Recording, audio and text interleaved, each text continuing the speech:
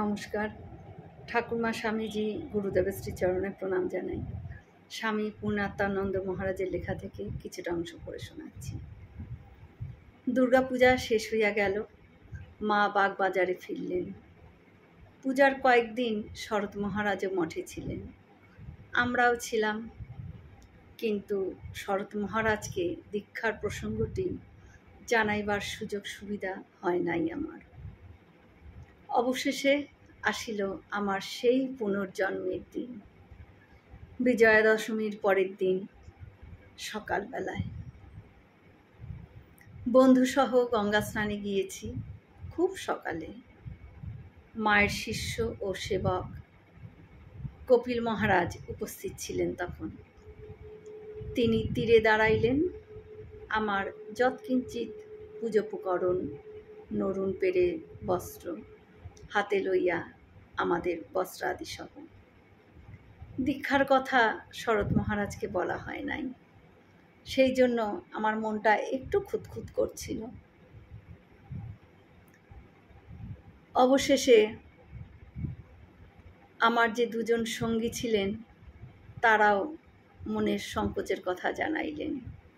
কি যে করি? কপিল মহারাজ বললেন, জানাবার দরকার নাই। চাঁদ যারে দয়া করে, আধার তার কি করে।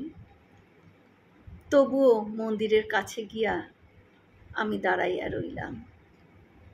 কপিল মহারাজ হাসিয়া বলিলেন, আসুন। ওই দিক দিয়ে সিঁড়ি দিয়ে ওপরে উঠে পড়ুন। গিয়ে দেখি মায়ের ঘরে মা আসনে বসিয়া আছেন। সামনেই একটি আসনে আমাকে বসতে বলিলেন। দীক্ষার কাজ শুরু হইল। শ্রী শ্রী ঠাকুর প্রদত্ত অগ্নিময় নাম, যাহা কারো কাছে বলা হয় নাই, তাহা শ্রী শ্রী মায়ের মুখে উচ্চারিত হওয়া মাত্র আমার এক অপূর্ব ভাবের আবেশ হইল। সম্পূর্ণ প্রকৃতস্থ হইলে ঠাকুরের পূজার আসনে ঠাকুরের প্রতিকৃতি এবং দেওয়ালে টানানো নিজের একখানি ছবি দেখাইয়া বলিলেন, ওকে ভাবলেও হবে। এই বলিয়া মা দুজনকেই দেখাইলেন। আশীর্বাদ লাভ করিয়া প্রণামান্তর বাহিরে আসিলাম।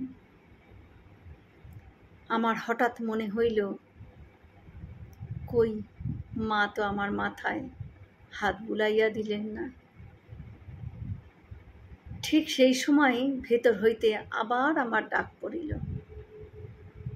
এই না হলে আমাদের মা। ব্রহ্মচারী বলিলেন, মা আপনাকে ডাকছেন। আমিও গেলাম। অন্তর্যামিনী মায়ের শ্রীহস্তের স্পর্শ মস্তকে অনুভব করিলাম। মা বলিলেন, এবার হলো তো বাবা। আমি বিহ্বলের মতো তাহা শ্রীপাদ পদ্মে মাথা ঠেকাইয়া প্রণামান্তর কম্পিত অন্তরে বাহিরে আসিলাম। পূজ্যপাদ শ্রীম আমার সহিত প্রথম পত্রালাপে লিখিয়াছিলেন, শ্রী শ্রী ঠাকুর ও মা অভেদ, একই সত্তা, খোলসে মাত্র তফাৎ, নর আর নারী দেহ। অভীষ্ট লাভ করিয়া জন্মজীবনের সার্থকতা মাথায় ওপরে নামিয়া আসিল আমার। যাহাই ঘটুক, এবার চলিলাম শরৎ মহারাজের কাছে তাকে প্রণাম করতে। অভীষ্ট লাভের সংবাদ তাহাকে জানাইলাম। জয় মা শারদা। আমরা সকলে মিলে একসাথে বলি, জয় মহামাই কি জয়, জয় ভগবান শ্রী শ্রী রামকৃষ্ণদেব কি জয়, জয় স্বামীজি মহারাজজি কি জয়। হয়তো অনেক ভুল ত্রুটি হয়ে গেল, ঠাকুর যেন আমায় ক্ষমা করে দেন। সকলে সুস্থ থাকবেন, আনন্দে থাকবেন। ঠাকুর মায়ের কৃপা দৃষ্টি সকলের ওপর বর্ষিত। শুভরাত্রি।